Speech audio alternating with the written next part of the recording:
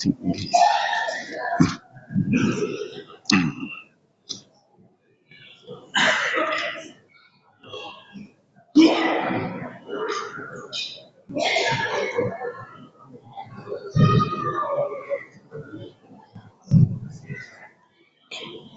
Bismillahirrahmanirrahim. Uhayyikum tahiyatan bi tahiyatil Islam. Assalamualaikum warahmatullahi wabarakatuh.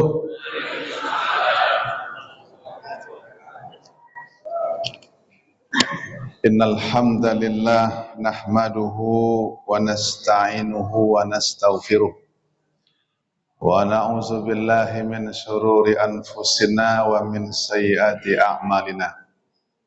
May yahdihillahu fala mudilla lahu wa may yudlilhu fala hadiyalah. Asyhadu an la ilaha illallah wahdahu la syarikalah. Syahadatan tunjina min azabin alim. Wa asyhadu anna Muhammadan abduhu wa rasuluh khatamun nabiyyin. Subhanaka la ilma lana illa ma 'allamtana innaka antal alimul hakim. Wala haula wala quwwata illa billahil aliyyil azim. Qala Allah subhanahu wa ta'ala fi kitabihil karim wa huwa asdaqul qailin a'udzu billahi minasyaitonir rajim.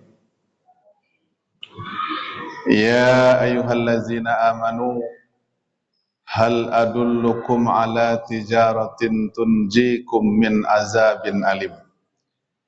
Tu'minuna billahi wa rasulih wa tujahiduna fi sabilillahi bi amwalikum wa anfusikum. Zalikum khairul lakum in kuntum ta'lamun. Bapak Ibu kaum muslimin wal muslimat sedang jamaah salat Isya, salat tarawih dan salat witir. Besar tidak disebutkan gelar, kecil tidak disebutkan nama. Mudah-mudahan kita semua yang hadir pada malam hari ini dimuliakan Allah subhanahu wa ta'ala. Amin ya rabbal alamin. Sama-sama kita bersyukur kepada Allah yang telah mengantarkan kehidupan kita, usia kita sampai pada malam hari yang mulia ini. Masuki malam yang ke-15 bulan suci Ramadan 1447 Hijriah. Mudah-mudahan Bapak Ibu dan kita semua diberi kesehatan dan kekuatan menjalankan ibadah puasa beserta amaliyah Ramadannya sampai nanti akhir Ramadan yang kita tunggu-tunggu bersama. Amin ya rabbal alamin. Berselawat dan berkirim salam kita kepada junjungan alam Nabi kita Muhammad sallallahu alaihi wasallam yang telah menuntun kita sampai pada saat ini kita masih berada di dalam agama Islam yang mudah-mudahan dapat menyelamatkan kita dari seluruh bencana, termasuk bencana hidup yang mau tidak mau kita akui bahwa kita sebagai manusia adalah makhluk yang mesti diuji oleh Allah Subhanahu wa ta'ala. Bapak Ibu kaum muslimin wal muslimah rahimakumullah. Apa kabar semuanya Bapak Ibu? Bagaimana puasanya siang tadi? Aman? Aman, alhamdulillah. Tidak ada yang batal ya? Alhamdulillah. Pada malam hari ini pengurus mentaja judul untuk saya. Kayaknya berat sekali judul ini. Ekonomi keumatan dan perpolitikan Islam. Ada dua variabel judul tesis ini. Saya pikir-pikirlah tadi ini kalau saya tulis dapat 2 kali doktor lagi saya ini. Berat. Ya. Oleh karena itu kita agak santai sajalah. Tadi saya sudah izin sama komandan. Berapa lama kau tuh bang? Sampai selesai aja lah Ustaz katanya. Iyalah kalau begitu katakan. Sebab kalau dibahas dua variabel ini Bapak Ibu memang memerlukan minimal 16 SKS. Tidak cukup 20 menit. Ini udah dipatoknya, dikontrak saya. 15 sampai 20 menit ya Ustadz. Itu pula. Payah, Pak. Tadi saya perkirakan 20 menit, mukadimah 5 menit. Abstrak satu variabel 5 menit kali 2 15. Tinggal sisa 5 menit serba-serbi. Selesai. Nah, pada intinya Bapak Ibu, walaupun judul ini berat, kita sama-sama mendiskusikannya dengan singkat aja, enggak perlu panjang-panjang. Bahwa ekonomi keumatan ini penting dan sangat penting. Dan kita adalah bahagian darinya. Termasuk perpolitikan Islam. Ini juga penting. Jadi bicara ekonomi, bicara politik, itu tidak bisa dipisahkan dari Islam. Jadi kalau ada orang hari ini, khususnya umat Islam, alergi berbicara ekonomi, berbicara politik di masjid, ini keliru. Di mana lagi kalau tidak di masjid kita berbicara ini? Karena kita mengangkat tema keumatan, ya, kerakyatan. Rakyat itu juga umat, umat itu juga rakyat. Jadi tidak bisa dipisahkan. Oleh karenanya, dalam waktu yang singkat, izin saya tadi mengutip satu ayat dan ditambah satu lagi jadi 2 ayat dalam surah As-Saff ayat 10 dan ayat 11. Ayat ini pendek tapi padat. Allah berfirman, "Hai orang-orang yang beriman, apakah kalian mau kutunjukkan pada suatu konsep perdagangan di mana konsep perdagangan itu akan dapat menjauhkan kalian dari azab yang pedih dan akan menghasilkan satu keuntungan yang tidak akan pernah merugi." Ini semuanya berarti kita sepakat Bapak Ibu. Ya, kalau kita berdagang, prinsip dagang itu harus dapat untung. Tidak ada yang mau rugi kan? Itu setuju kita ya Bapak Ibu ya? Ada yang dagang mau rugi? Jual belinya rugi, modal 10 jual 5, jual rugi namanya. Mau? Tentu tidak mau. Oleh karenanya Allah menawarkan, ini Allah yang menawarkan kepada kita, bukan pengusaha, ya, bukan yang punya modal. Walaupun hari ini mau tidak mau kita akui negara kita ekonominya berasas kepada ekonomi kapitalis. Apa prinsip dasar ekonomi kapitalis itu? Yang kaya semakin kaya, yang punya modal banyak semakin dia berjaya. Yang tak punya modal jangan harap untuk mendapatkan kejayaan. Kalau masih prinsip ekonomi kapitalis ini yang kita agung-agungkan, saya yakin dan percaya ekonomi keumatan tidak akan tercapai. Kita kembali kepada prinsip-prinsip dasar yang dibangun oleh Rasulullah SAW ketika baru pindah ke Madinah Al-Munawwarah. Ini satu tonggak sejarah yang harus kita catat dan harus kita ingat bersama-sama bahwa Rasulullah memulai sebuah kegiatan aktivitas sosial masyarakat itu berangkat dari sebuah masjid. Hari ini, malam ini, Masya Allah, Tabarakallah. Ini masjid kita sangat luar biasa ini. Setiap tahun saya datang, ada aja yang baru. Ini luar biasa pengurus ini ya. Luar biasa. Artinya, kalau sudah melihat fisik masjid seperti ini, saya meyakini masyarakatnya, umat yang ada di sekitar ini, jamaahnya pasti orang yang kaya-kaya. Amin. Ya Rabbal Alamin. Betul Bapak Ibu ya? Kalau enggak bisa jadi masjid yang seperti ini.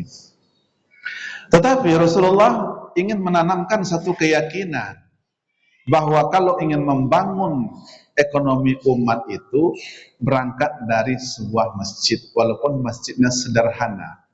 Kita butuh fisik yang indah, yang menawan, yang membuat kita nyaman di dalamnya beribadah. Itu betul, semua kita setuju. Tetapi bagaimana kemudian pengurus masjid, jamaah dan kita semua juga membangun sumber daya manusianya yang ada di masjid ini. Untuk apa? Untuk menggerakkan perekonomian umat. Koperasi kita masih ada, Bang? Koperasi syariah? Lamati loh. Allahu Akbar. Awak baru nak menyampaikan ini, konyol lamati loh rupanya. Lalu bubar loh koperasi syariah. Itu satu prinsip yang sangat luar biasa seharusnya dipertahankan, bahwa Rasulullah dulu juga membangun, bukan koperasi namanya. Namanya adalah Baitul Mal wat Tamwil. Di sana adalah sumber kehidupan masyarakat. Di sana sumber kehidupan jamaah sahabat-sahabat Rasulullah. Dari mana uang Baitul Mal wat Tamwil itu? Ya, diambil dari sumbangan para sahabat-sahabat kita terdahulu yang sangat dermawan. Dikumpulkanlah. Ini kalau ibarat hari ini nih, banknya Rasulullah pada waktu itu. Tidak tertandingi jumlahnya, asetnya itu sangat luar biasa. Itu dikumpulkan di masjid. Tentu ada koordinatornya. Nah, dari situlah kemudian bergerak ekonomi kerakyatan. Yang kalau hari ini kita juga buatlah masjid ini sebagai ikon ekonomi keumatan, ini sudah sangat tepat. Dan kalau kita berbicara Bapak Ibu tentang kekayaan sumber daya manusia dan sumber daya alam di negeri ini sangat luar biasa. Dan barangkali kalau ini terkelola dengan baik secara profesional, amanah dan transparan, maka berkemungkinan Indonesia ini lebih kaya dari Brunei Darussalam. Brunei Darussalam hari ini mencatat sejarah bahwa di sana tidak ada lagi yang namanya asnaf yang berhak menerima zakat. Susah mencari orang yang bisa menerima zakat. Semuanya muzaki. Ini apa artinya? Mereka percaya bahwa Islam itu mendorong umatnya untuk menjadi orang-orang kaya. Ya, orang-orang yang memiliki, kalaupun belum kaya, tetapi paling tidak mental kita itu mental kaya. Ya,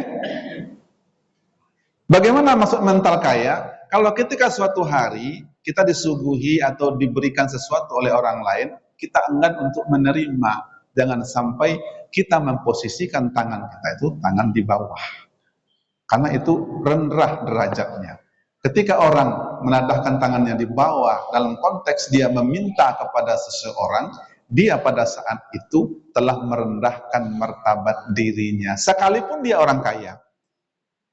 Dan kita yang berposisi di tangan atas itu, sekalipun kita tidak orang kaya, tetapi kita yang memberi kepada orang yang memposisikan tangannya di bawah, berarti kita pada saat itu adalah orang kaya. Kaya apa? Kaya mental. Oleh karena itu, habis lo waktu baru abstraknya baru kebuk, Pak. Nah, oleh karena itu Bapak Ibu yang dimuliakan Allah Subhanahu wa taala, yuk mari kita sama-sama untuk dapat menjadi umat yang terbaik yang diutus oleh Allah ke muka bumi ini.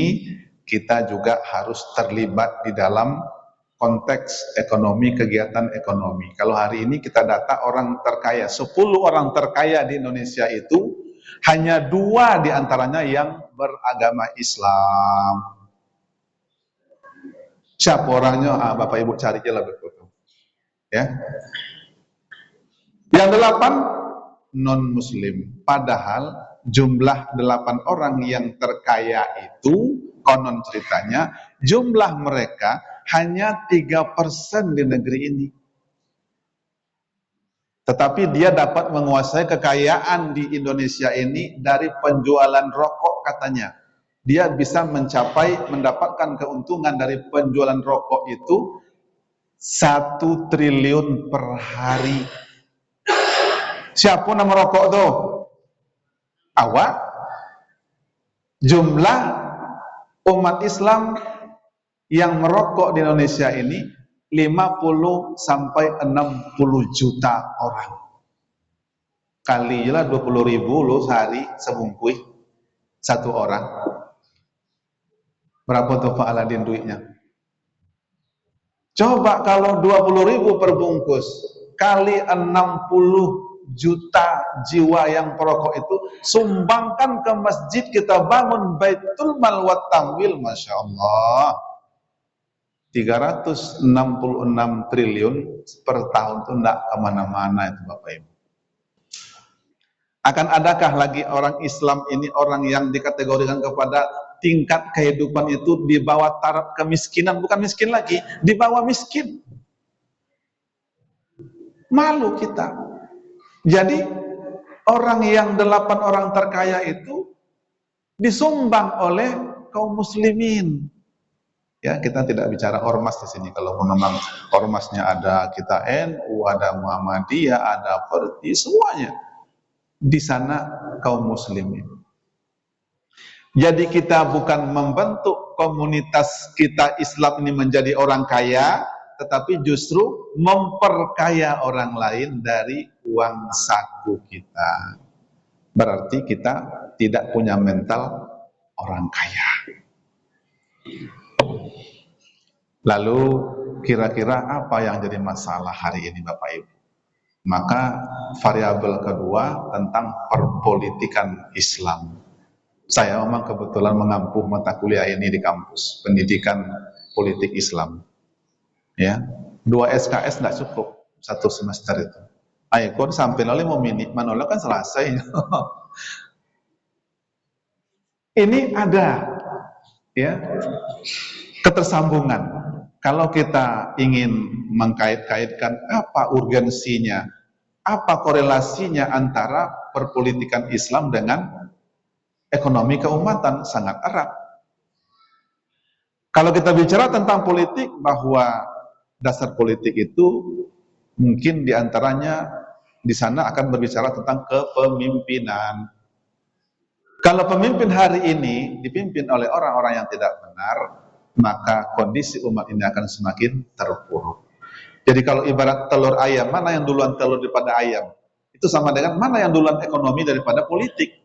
Ini nggak bisa diotak-atik. Keduanya saling ada keterkaitan dan saling menentukan masa depan sebuah negeri yang kita cintai ini.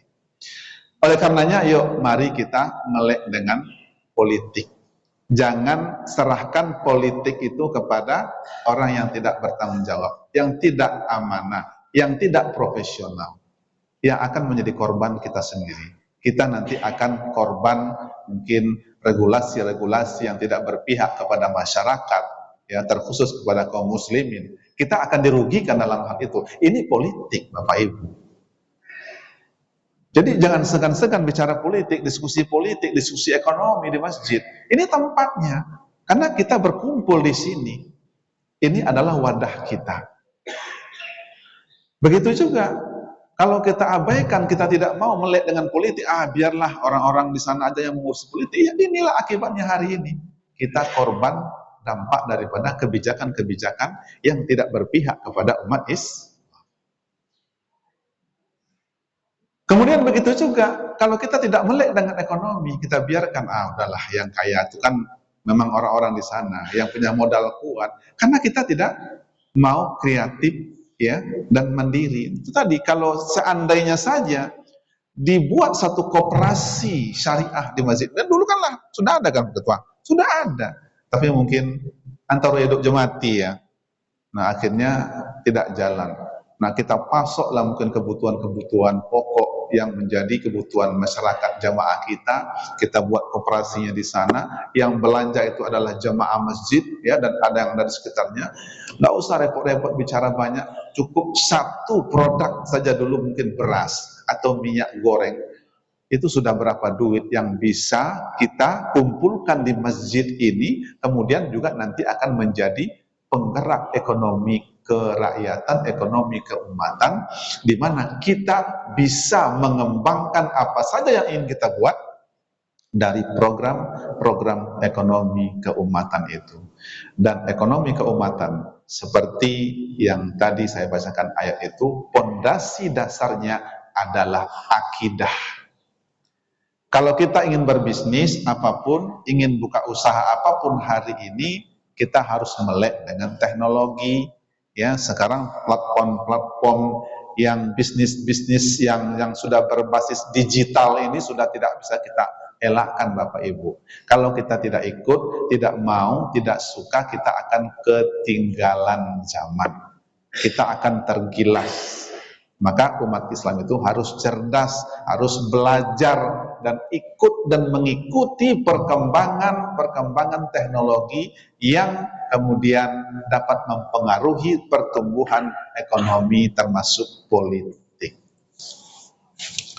Jadi asasnya akidah, kemudian dibangun atas dasar akhlak, moral, etika, kemudian juga tidak kalah pentingnya adalah sikap kejujuran dan transparansi di dalam berbisnis, dalam berusaha, karena sumber rezeki yang Allah buka di antara kita ini mungkin ada 10, 9 di antaranya itu ada di perdagangan.